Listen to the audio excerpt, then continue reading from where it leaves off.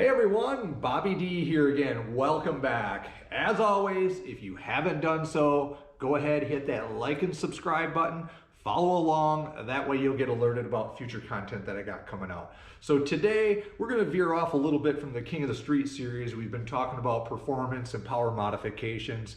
And we're going to switch it up a little bit and talk about a common mod that a lot of people do that's generally affordable, but it could cost you a lot of money in the long run. And what we're talking about today is upgrading your windscreen on your bike. So let's get at it. You know, the factory windscreens on these bikes tend to be low and they don't provide as much wind protection as we're looking for at higher speeds. So this one right here that I've got on the Gen 6 is the Z Racing by Puig. I'm not sure if that's how you say that, but it's got a little sticker right there and you can kind of zoom in and see it a little bit.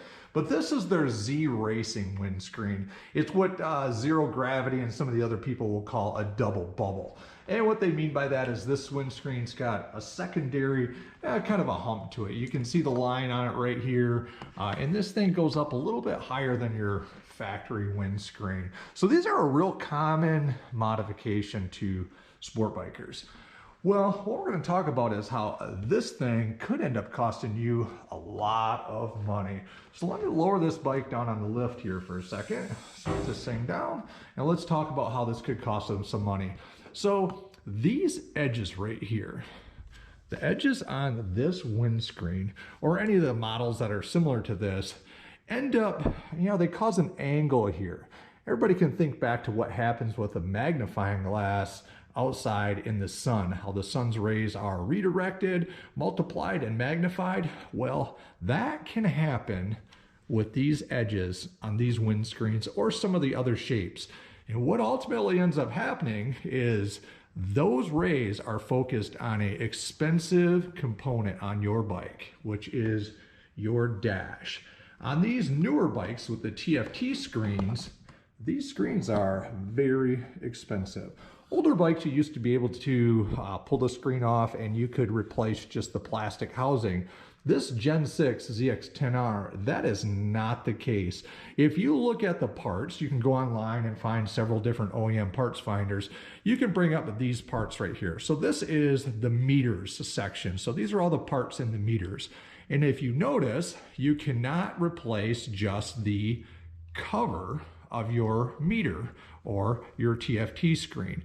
And if you notice, if I can zoom in here a little bit and you look really close, there's a little line just starting right here where the sun started to actually melt this like a magnifying glass.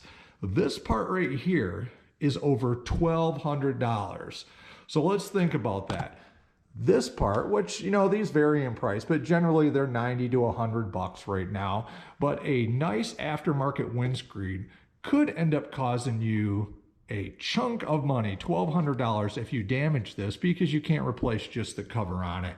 That is a big loss for just upgrading this. So give that some thought before you go and change this out, or how are you going to deal with that? So there's some different ways that I go about managing this problem so it doesn't get any worse. There are some fairly simple solutions to managing this melting problem. One thing might be, if you were aware of it, hot sunny day, park your bike in the sun.